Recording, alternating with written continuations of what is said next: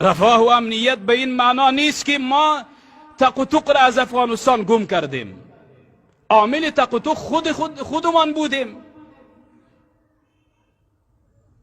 خودمان بس کردیم. لکن مردم آرامش فکری ندارند. یک نفر بیچاره اندک صدای خود را بلند بکند که این ظلم است. تاپه های تیار است، تاپه مقاومت، تاپه داعش ترق بر بالایش زده میشه. ایره میگوین تاپه، بعد از تاپه چاپ است.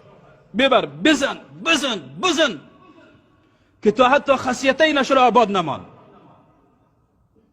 اگر یک جرمی کرده است چند جرم دیگر را بر بالایش تحمیل بکن، به زوری زدن تحمیل بکن، بزن و بزن و بزن تحمیل بکن. کامره را در دم رویش بگذار، بو که همین چیز را میگویی خوب، اگر نمیگویی میکشمد.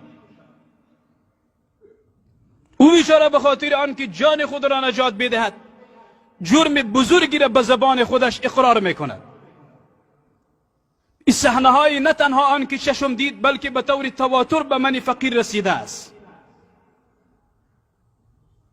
اگر به الله قسم بخورم حانیس نمیشوم که من از مرگ و از هیچ قدرتی در دنیا هراس نمی داشته باشم. علنی گپ میزنم و پوسکنده گپ میزنم، در مقابل ظالم هر کسی که باشد ایستادگی میکنم. من نمیتوانم در فردای قیامت در محضر رب العالمین ایستاد شوم و ظالم هم آنجا ایستاد باشد و الله عز و جل من را به همراه ظالم ایستاد بکند و بگوید که ای عبدالشکوری بدبخت، تو چرا صدای خود را بلند نکردی، امروز به همراه ظالم ایستاد شو.